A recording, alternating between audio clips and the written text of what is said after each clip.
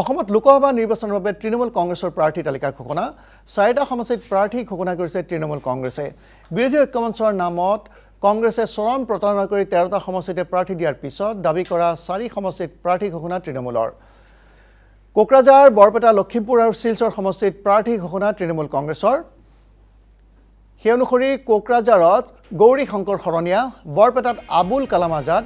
লখিমপুৰত ঘনকান্ত চুতীয়া আৰু শিলচৰত ৰাধেশ্যাম বিশ্বাসক প্ৰাৰ্থিত্ব কৰিমগঞ্জ সমষ্টিৰ এআইডিএফৰ প্ৰাক্তন সাংসদ ৰাধেশ্যাম বিশ্বাস একেদৰে আব্দুল কালাম আজাদ ভবানীপুৰ সমষ্টিৰ প্ৰাক্তন এআইডিএফৰ বিধায়ক আমি পুনৰ জনাইছো এই মুহূৰ্তৰ এটা ব্ৰেকিং নিউজ অসমত লোকসভা নিৰ্বাচনৰ বাবে তৃণমূল কংগ্ৰেছৰ প্ৰাৰ্থী তালিকা ঘোষণা 4টা সমষ্টিত প্ৰাৰ্থী ঘোষণা কৰিছে তৃণমূল কংগ্ৰেছে বিৰোধী ঐক্যমঞ্চৰ নামত কংগ্ৰেছে চৰম প্ৰতাৰণা কৰি 13টা সমষ্টিতে প্ৰাৰ্থী দিয়াৰ পাছত দাবী কৰা 4 সমষ্টিত প্ৰাৰ্থী ঘোষণা তৃণমূল কংগ্ৰেছৰ কোকৰাঝাৰ বৰপেটা লখিমপুৰ আৰু শিলচৰ সমষ্টিত প্ৰাৰ্থী ঘোষণা তৃণমূল কংগ্ৰেছৰ কোকৰাঝাৰত গৌৰী শংকৰ শৰণীয়া বৰপেটাত আবুল কালাম আজাদ লখিমপুৰত ঘনকান্ত চুতীয়া আৰু শিলচৰত ৰাধেশ্যাম বিশ্বাস কৰিমগঞ্জ সমষ্টিৰ এআইডিএফৰ প্ৰাক্তন সাংসদ ৰাধেশ্যাম বিশ্বাস একেদৰে আব্দুল কালাম আজাদ ভবানীপুৰ সমষ্টিৰ প্ৰাক্তন এআইডিএফৰ আবুল কালাম আজাদ ভবানীপুৰ সমষ্টিৰ প্ৰাক্তন এআইডিএফৰ বিধায়ক আৰু এই বিষয়ে অধিক জনাব আমাৰ জ্যেষ্ঠ ৰাজনৈতিক সম্পাদক সাংবাদিক মনোৰঞ্জন দত্ত মনোৰঞ্জন ইতিমধ্যে তৃণমূল কংগ্ৰেছে 3টা সমষ্টিত প্ৰাৰ্থিত্ব ঘোষণা কৰিছে আৰু এই বিষয়ে আপোনাৰ পৰা অধিক তথ্য জানিব বিচাৰিছো প্ৰথমে ক'ব লাগিব যে 1.5 বছৰতকৈ অধিক সময় যি হোটেলে বৈঠক অনুষ্ঠিত কৰিছিলে বিৰোধী ঐক্য মঞ্চৰ নামত সেই বৈঠকৰ পৰা যি ইতিমধ্যে প্ৰতাৰিত হ'ল প্ৰতিটো দল আৰু তাৰে ভিতৰত অন্যতম হৈছে তৃণমূল কংগ্ৰেছ অসম আৰু প্ৰতাৰিত হোৱাৰ পিছত 1.5 বছৰ অন্তত আজি তৃণমূল কংগ্ৰেছ অসমে এখন নিজাববীয়াকৈ তালিকা প্ৰকাশ কৰিবলৈ বাধ্য হ'ল যিহেতু নিৰ্বাচন সমাগত আৰু 4জনীয়া তালিকাত ইতিমধ্যে মন কৰিছে কোকৰাঝাৰ সমষ্টিত দিয়া হৈছে গৌৰী শংকৰ শৰণীয়া বৰপেটা সমষ্টিটোৰ কাৰণে ইতিমধ্যে প্ৰাৰ্থী হিচাপে প্ৰক্ষেপিত হৈছে আবুল কালাম আজাদ এগৰাকী প্ৰাক্তন বিধায়ক লখিমপুৰৰ পৰা ঘনকান্ত চুতীয়া আৰু শিলচৰৰ পৰা ৰাধেশ্যাম বিশ্বাস যিগৰাকী ৰাধেশ্যাম বিশ্বাস শিলচৰত দিয়া হৈছে আৰু প্ৰায় দুদিনমানৰ পূৰ্বে এআইডিএফ দলৰ পৰা টিএমচিত যোগদান কৰিছিলে এগৰাকী বৰ্ষীয়ান ৰাজনীতিক গতিকে এই 4জনীয়া এখন তালিকা ইতিমধ্যে টিএমচি অসমৰ তৰফৰ পৰা প্ৰকাশ কৰিছে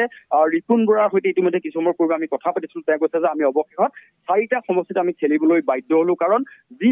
বিৰোধী ঐক্য মঞ্চৰ সৈতে যি বৈঠক অনুষ্ঠিত হৈছিলে এই বৈঠকৰ পৰা সম্পূৰ্ণৰূপে প্ৰতাৰিত হ'ল যি তেওঁলোকৰ বন্ধুত্ব আছিলে সেই বন্ধুত্বৰ সম্পূৰ্ণৰূপে ভাঙোন পৰিল আৰু যাৰ বাবে এটাকৈ দল ইতিমধ্যে ওলাই গৈছে আৰু অৱশেষত অধিক অপেক্ষা কৰি ধৈৰ্য হেৰুৱাই নিৰ্বাচনৰ কেইদিনমান থকাৰ পূৰ্বে এতিয়া টিএমচি এখন তালিকা প্ৰস্তুত কৰিবলৈ বাধ্য হ'ল ইতিমধ্যে প্ৰকাশ কৰিছে সংবাদ মাধ্যমলৈ প্ৰেৰণ কৰিছে কিন্তু এই মুহূৰ্তত কৈছো কংগ্ৰেছৰ সৈতে যি বিৰোধী ঐক্য মঞ্চ গঠন কৰিছিলে তাত যিহেতু 16টা দলৰ কথা উল্লেখ কৰিছিলে ভূপেন বৰাই বিৰোধী ঐক্য মঞ্চৰ সভাপতি তথা এপিচিচিৰ প্ৰেচিডেণ্ট কিন্তু সেই বন্ধুত্ব ৰাখিব নোৱাৰিলে অৰ্থাৎ তেওঁলোকৰ যি বন্ধুত্বপূৰ্ণ সম্পৰ্ক সম্পূৰ্ণ শেষ হৈ গ'ল আৰু টিএমচি অৱশেষত তেওঁলোকৰ কেন্দ্ৰীয় নেতৃত্বৰ সৈতে মমতা বেনাৰ্জীৰ সৈতে কথা পাতি এইখন তালিকা ইতিমধ্যে প্ৰকাশ কৰিবলৈ বাধ্য হ'ল কিন্তু তেওঁলোকে ইংগিত পাইছিলে প্ৰায় 2 সপ্তাহৰ পূৰ্বে গতিকে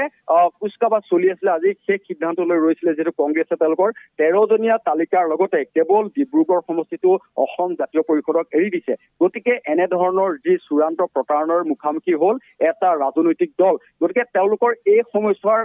কিং কৰ্তব্যৰ বিমূৰ হৈ এখন তালিকা প্ৰকাশ কৰিবলৈ বাধ্য হ'ল এতিয়া নিৰ্বাচনলৈ মাজত মাত্ৰ প্ৰায় এমাহ সময় গতিকে এই সময়ত শেষ মুহূৰ্তত টিএমচিয়ে এখন তালিকা প্ৰকাশ কৰিবলৈ বাধ্য হ'ল কিন্তু এই মুহূৰ্তত প্ৰশ্ন উঠিব 24ৰ নিৰ্বাচনতে এনেদৰে যিহেতু বিৰোধী ঐক্য মঞ্চৰ দ্বাৰা সভাপতিৰ দ্বাৰা বিশেষকৈ যিহেতু প্ৰতাৰিত হৈছে তেওঁলোকৰ হাইকমাণ্ডৰ পৰা যিহেতু কংগ্ৰেছৰ হাইকমাণ্ডৰ পৰা প্ৰতাৰিত হৈছে গতিকে 26লৈ যি টোপ দিছে এতিয়া ভূপেন বৰাই বাৰে বাৰে কৈছে যে 24ত নহলে কিন্তু 26ত নিৰ্বাচনৰ কাৰণে তেওঁলোকে একত্ৰিত হ'ব গতিকে এই টোপ তেওঁলোকে ভক্ষণ কৰিবৰ কাৰণে এতিয়া প্ৰতিটো ৰাজনৈতিক দলতে আগবাঢ়ি আহিব নে নাই সেইটো তাতকৈ ডাঙৰ প্ৰশ্ন বিশেষকৈ তৃণমূল কংগ্ৰেছ অসমৰ দৰে এইটো এটা দল আকৌ পুনৰ টোপ গিলিবৰ কাৰণে আহিব নে নাই সেয়া আটাইতকৈ ডাঙৰ কথা CPIMৰ কথা আহিছে মনোৰঞ্জন তালুকদাৰ ইতিমধ্যে তেওঁলোকে নিজৰ স্থিতি স্পষ্ট কৰিছে গতিকে প্ৰতিটো ৰাজনৈতিক দলতে কেনেদৰে আগবাঢ়ি আহে সেয়া এটা ডাঙৰ প্ৰশ্ন কিন্তু এই মুহূৰ্তত কৈছো বিৰোধী ঐক্য মঞ্চলৈ ৰৈ তেওঁলোকে নিজৰ ফালৰ পৰা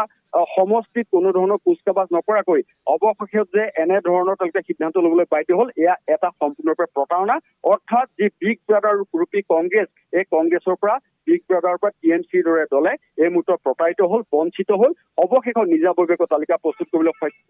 বাধ্য হ'ল আৰু তাৰ লগতে এতিয়া তেওঁলোকে যি কেম্পেইনৰ কথা আছে যি কুচকাৱাজ কৰিব লাগিছিলে বুথ পৰ্যায়লৈ যাব লাগিছিলে তাৰ কাৰণে সময় নাপালে তাৰ বাবে কিন্তু সম্পূৰ্ণৰূপে দায়ী হৈছে কংগ্ৰেছ আৰু এই বিগভাৱে কংগ্ৰেছৰ কাৰণে বিৰোধী ঐক্য মঞ্চ ভান হৈ গ'ল আজি তাৰ পৰা প্ৰকাশ পালে। গণজিৎ ধন্যবাদ জনাইছোঁ মনোৰঞ্জন দত্ত।